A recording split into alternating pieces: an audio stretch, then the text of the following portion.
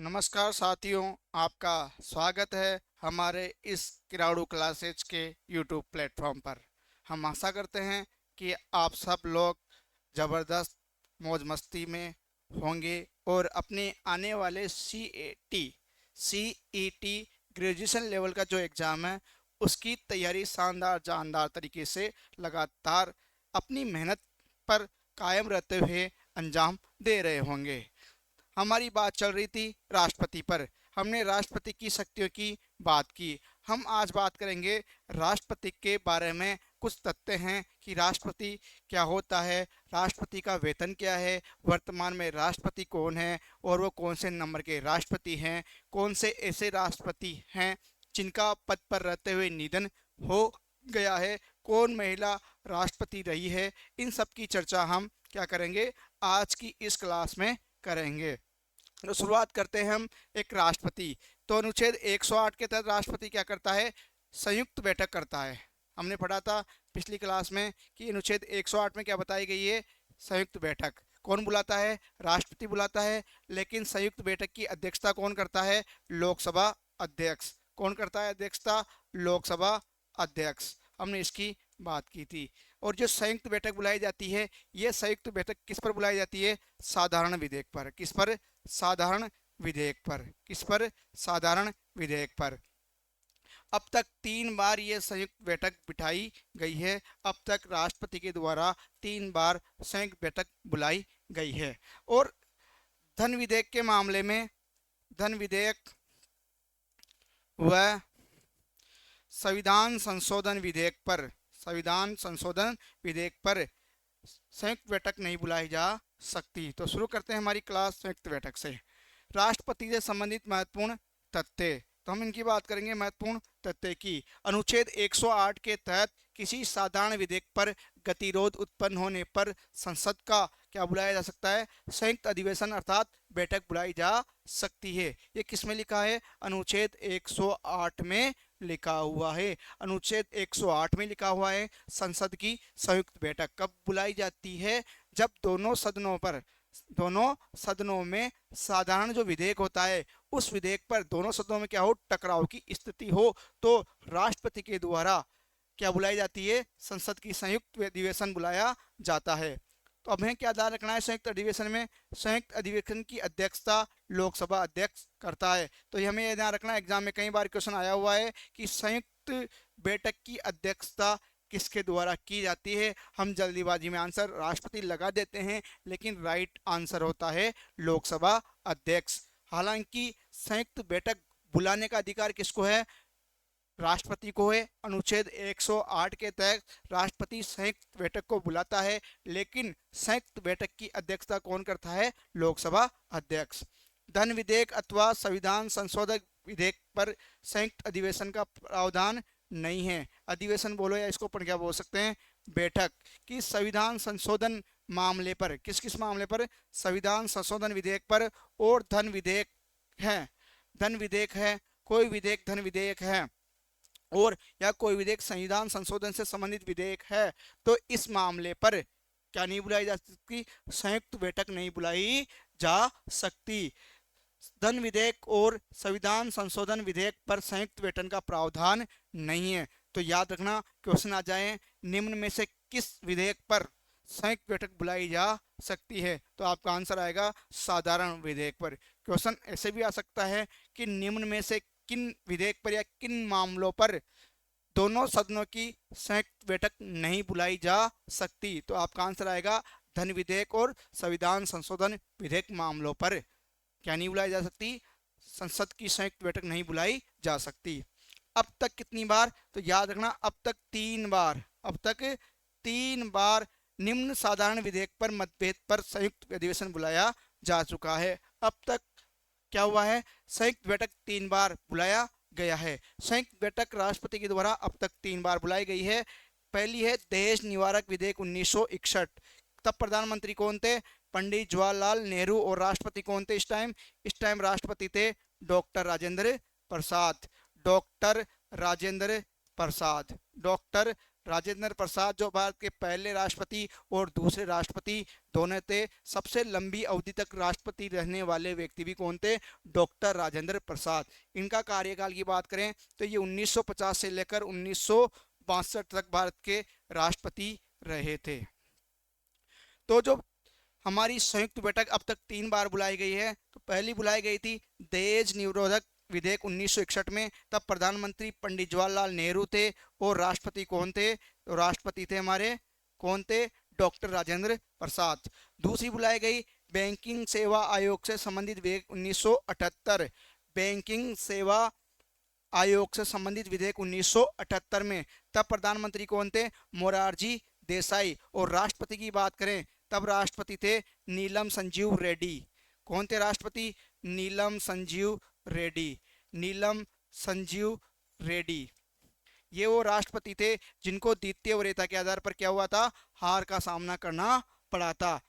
वीवी गिरी क्या बन गए थे? राष्ट्रपति बन गए थे 1969 में, और ये द्वितीय वरीयता के आधार पर नीलम संजीव रेड्डी चुनाव हार गए थे राष्ट्रपति का। तो 1978 में बैंकिंग सेवा आयोग जो विधेयक था उस पर संयुक्त बैठक बुलाई गई थी, तब प्रधानमंत्री मोरारजी देसाई थे, जनता पार्टी से थे ये, और राष्ट्रपति नीलम संजीव रेड्डी। तीसरी बार आतंकवाद निरोधक अधिनियम जिसको पोटा एक्ट बोलते हैं 2002 में तीसरी बैठक बुलाई गई, तब प्रधानमंत्री हमारे अटल बिहारी वाजपेयी साहब थे। तब प्रधानमंत्री कौन थे? अटल बिहारी वाजपेयी। और इस समय हम राष्ट्रपति की बात करें, इस समय हमारा राष्ट्रपति कौन था? इस समय हमारे राष्ट्रपति थे के आर नारायणन। के आर नारायणन। के आर नारायणन हमारे क्या थे? राष्ट्रपति थे। तो अब तक 3 बार राष्ट्रपति के द्वारा संयुक्त बैठक बुलाई गई है। 1961 में दहेज निरोधक विधेयक के, तब प्रधानमंत्री पंडित जवाहरलाल नेहरू थे, राष्ट्रपति डॉक्टर राजेंद्र प्रसाद थे। बैंकिंग सेवा आयोग से संबंधित विधेयक 1978, तब प्रधानमंत्री मोरारजी देसाई थे और राष्ट्रपति नीलम संजीव रेड्डी थे। तीसरी बैठक 2002 में आतंकवाद निरोधक विधेयक पर बुलाई गई जिसको पोटा एक्ट बोलते हैं, तब प्रधानमंत्री अटल बिहारी वाजपेयी और राष्ट्रपति के आर नारायणन थे। तो हमने किसकी बात की? हमने अनुच्छेद 108 के तहत साधारण विधेयक पर जो संयुक्त बैठक बुलाई जाती है उसकी बात की। यह राष्ट्रपति के द्वारा बुलाई जाती है, अध्यक्षता लोकसभा अध्यक्ष के द्वारा की जाती है। अब तक कितनी बार? 3 बार साधारण विधेयक पर संयुक्त बैठक बुलाई गई है। धन विधेयक और संविधान संशोधन विधेयक के मामलों पर संयुक्त बैठक नहीं बुलाई जा सकती। दहेज निरोधक विधेयक 1961, बैंकिंग सेवा आयोग 1978, आतंकवाद निरोधक विधेयक 2002। तो याद रखना, यह आपसे पूछा जा सकता है एग्जाम में कि निम्न में से किस मामले पर या कौन से विधेयक पर संयुक्त बैठक बुलाई गई है। तो एक तो दहेज 1961, बैंकिंग 1978, आतंकवाद 2002। प्रधानमंत्री की बात करें 1961 में प्रधानमंत्री जवाहरलाल नेहरू, राष्ट्रपति डॉक्टर राजेंद्र प्रसाद। बैंकिंग सेवा आयोग 1978, प्रधानमंत्री मोरारजी देसाई, राष्ट्रपति नीलम संजीव रेड्डी। 2002 आतंकवाद निरोध विधेयक, प्रधानमंत्री अटल बिहारी वाजपेयी और राष्ट्रपति के आर नारायणन। नेक्स्ट हम बात करते हैं आगे राष्ट्रपति की समाधान शक्ति के संबंध में सर्वोच्च न्यायालय द्वारा दिए गए निर्णय कि हमने पढ़ा था अनुच्छेद 72 के तहत, आर्टिकल 72 के तहत राष्ट्रपति को क्या है? आर्टिकल 72 के तहत राष्ट्रपति को समाधान की शक्ति प्राप्त है। राष्ट्रपति को क्या प्राप्त है? राष्ट्रपति को समाधान की शक्ति प्राप्त है। दया की याचना करने वाला व्यक्ति क्या हो सकता है? राष्ट्रपति से मौखिक सुनवाई नहीं करवा सकता, कि उसको लिखित में कुछ देना पड़ेगा, और मौखिक सुनवाई नहीं कर सकता। दया की याचना करने वाले व्यक्ति को राष्ट्रपति से मौखिक सुनवाई का अधिकार नहीं है। कि कोई भी ऐसा व्यक्ति जो दया की याचना करना चाहता है उस व्यक्ति को राष्ट्रपति से मौखिक सुनवाई का अधिकार नहीं है, वह अपनी दया की याचना केवल लिखित सुनवाई के माध्यम से ही कर सकता है। तो याद रखना कि उच्चतम न्यायालय ने समाधान की शक्ति में कुछ निर्देश दिए हैं, उसमें बताया गया है कि दया की याचना करने वाला जो भी व्यक्ति है वो राष्ट्रपति से मौखिक सुनवाई नहीं कर सकता। राष्ट्रपति परिणामी अर्थात जो साक्ष्य है का पुनः अध्ययन कर सकता है, विचार न्यायालय से भिन्न हो सकता है। राष्ट्रपति के द्वारा जो समाधान किया जाता है, जिस व्यक्ति ने अपराध किया है और उसको सजा दी गई है, उस व्यक्ति का वो क्या कर सकता है? साक्ष्यों को देख सकता है, और साक्ष्यों को पढ़ने के बाद, उनका अवलोकन करने के बाद उनका विचार हो सकता है कि न्यायालय ने जो निर्णय दिया है उस निर्णय से अलग राष्ट्रपति का विचार हो सकता है। राष्ट्रपति इस शक्ति का प्रयोग केंद्रीय मंत्रिमंडल के परामर्श से करेगा। और राष्ट्रपति क्या करता है, जो समाधान की शक्ति का प्रयोग करता है वो किसके माध्यम से करता है, केंद्रीय मंत्रिमंडल के माध्यम से, केंद्रीय मंत्रिमंडल के परामर्श से। किससे, केंद्रीय मंत्रिमंडल के परामर्श से। राष्ट्रपति इस शक्ति का प्रयोग, राष्ट्रपति इस शक्ति का प्रयोग, कौन सी शक्ति का, समाधान की शक्ति का प्रयोग केंद्रीय मंत्रिमंडल की जो सलाह होती है उसके परामर्श से करता है। राष्ट्रपति अपने आदेश के कारण बताने के लिए बाध्य नहीं है। और राष्ट्रपति के द्वारा जो समाधान का आदेश दिया जाता है और वो क्यों दिया इसका कारण बताने के लिए राष्ट्रपति को बाध्य नहीं किया जा सकता।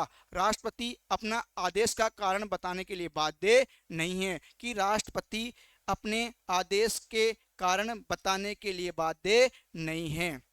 राष्ट्रपति ना केवल दंड पर राहत दे सकता है, कि राष्ट्रपति केवल दंड पर राहत ही नहीं दे सकता, किसी को सजा दी गई है उस पर राहत ही नहीं दे सकता, वरन प्रमाणिक मूल के लिए भी राहत दे सकता है, कि जो उसने प्रमाणिक अपराध किया है, जिस चीज़ के लिए महत्वपूर्ण है वो व्यक्ति, कि जिस चीज़ के लिए उसको सजा दी गई है उस सजा के लिए भी उसको राहत दे सकता है।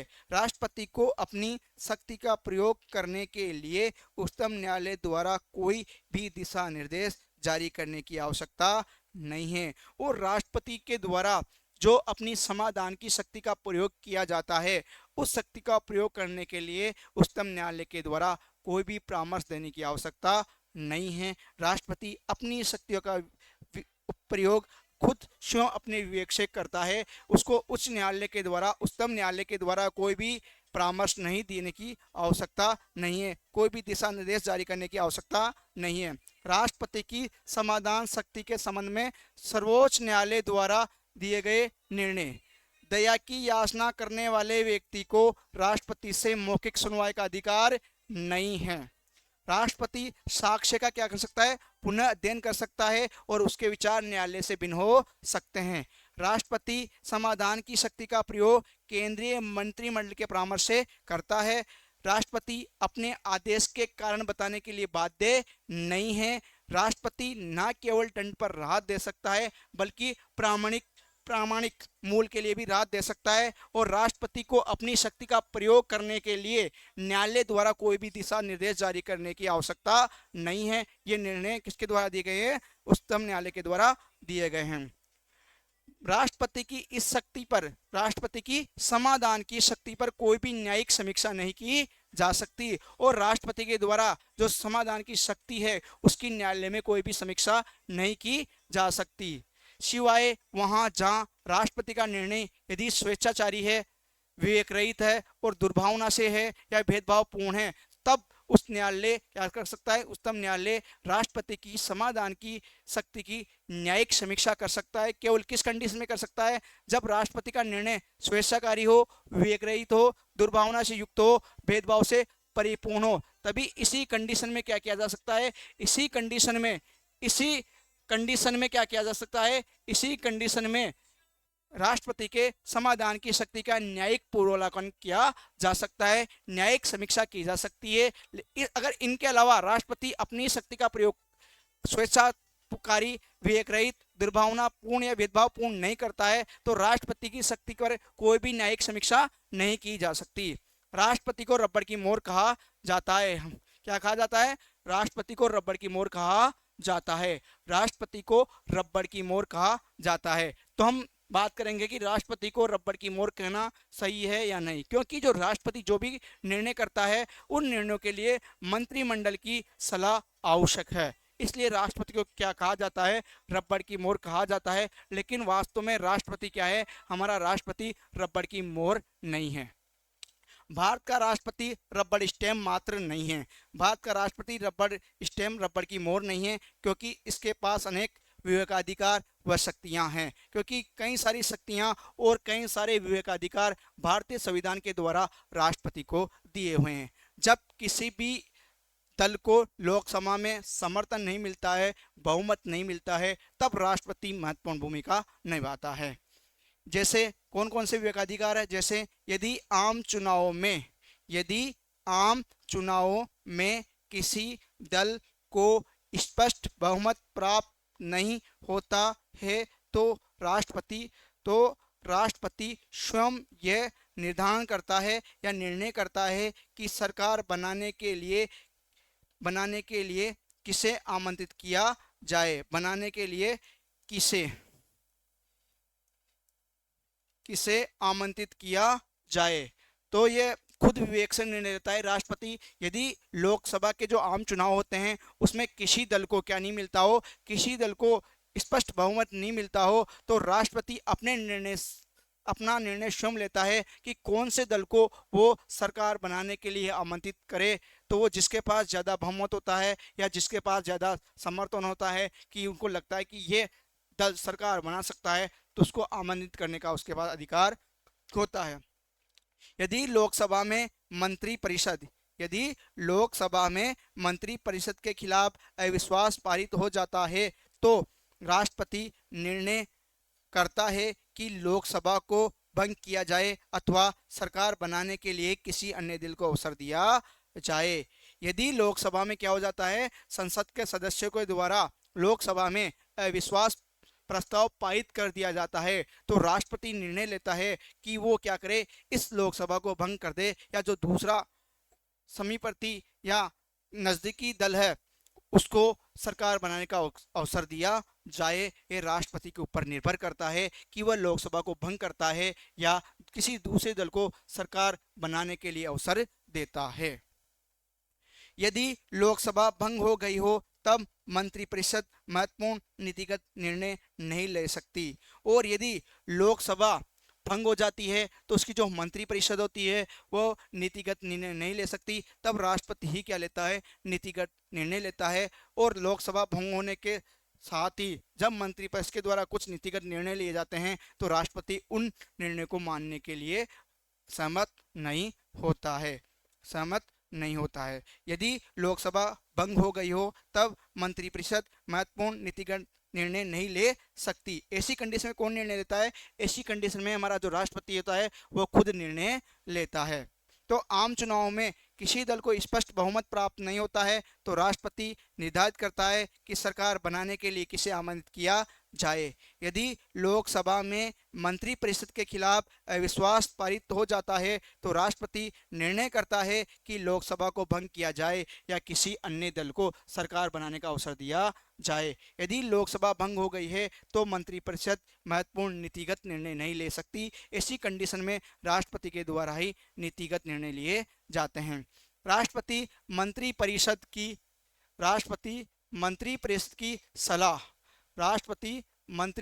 की सलाह को एक बार पुनर्विचार के लिए लौटा सकता है, और राष्ट्रपति को यह अधिकार प्राप्त है कि जो परिषद के द्वारा, जो कैबिनेट के द्वारा क्या दी गई है, मंत्रिपरिषद के द्वारा राष्ट्रपति को सलाह दी गई है, उस सलाह को एक बार वो लौटा सकता है। ये भी उसके अधिकार में है, उसकी शक्ति है, ये उसका विवेकाधिकार है कि राष्ट्रपति को जो मंत्रिपरिषद के द्वारा सलाह दी जाती है उस सलाह को वो एक बार पुनर्विचार के लिए लौटा सकता है।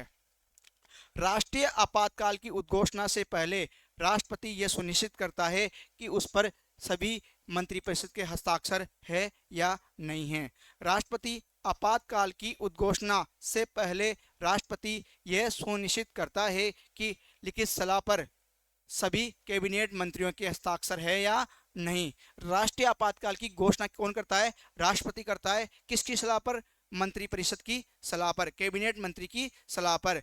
तो ये वो देखता है कि कैबिनेट मंत्री की जो लिखित सलाह दी गई है उस पर सभी कैबिनेट मंत्री के हस्ताक्षर है या नहीं। ये काम करने का कौन करता है, ये हमेशा सुनिश्चित करता है राष्ट्रपति। तो राष्ट्रीय आपातकाल की उद्घोषणा से पहले राष्ट्रपति यह सुनिश्चित करता है कि लिखित सलाह पर सभी कैबिनेट मंत्रियों के हस्ताक्षर है या नहीं है, ये राष्ट्रपति तय करता है। राष्ट्रपति प्रधानमंत्री से सरकार के विधायी व कार्यपालिका कार्यों के संबंध में सूचनाएं मांग सकता है। राष्ट्रपति के पास ये अधिकार है। अनुच्छेद 78 के तहत राष्ट्रपति प्रधानमंत्री से विधायी कार्यों व कार्यपालिका के कार्यों के संबंध में सूचना मांग सकता है। राष्ट्रपति प्रधानमंत्री से सरकार के विधायी व कार्यपालिका कार्यों के संबंध में सूचनाएं मांग सकता है। प्रधानमंत्री का यह कर्तव्य है कि वह सूचनाएं उपलब्ध करवाए, और प्रधानमंत्री का यह कर्तव्य बनता है, ये ड्यूटी बनती है कि राष्ट्रपति के द्वारा जब प्रधानमंत्री से विधायी व कार्यपालिका कार्यों की सूचनाएं मांगी जाती है तो उसका वह कर्तव्य बनता है कि प्रधानमंत्री के द्वारा राष्ट्रपति को सूचनाएं उपलब्ध करवाई जाए। इसके लिए है अनुच्छेद 78। अनुच्छेद 78 में ये बात कही गई है। यदि किसी एक मंत्री ने विनिश्चय किया है, यदि किसी एक मंत्री ने किसी चीज पर निश्चय कर लिया है तो राष्ट्रपति यह सुनिश्चित करता है कि इस बात को संसद के सामने रखा गया है या नहीं। यदि किसी एक मंत्री ने विनिश्चय किया है तो राष्ट्रपति प्रधानमंत्री से यह अपेक्षा कर सकता है कि मंत्री परिषद में उस पर चर्चा हो। तो यदि किसी एक मंत्री ने किसी मामले पर निश्चय किया है तो राष्ट्रपति क्या करता है, प्रधानमंत्री से अपेक्षा करता है या आशा करता है कि उस मामले पर मंत्री परिषद में क्या होनी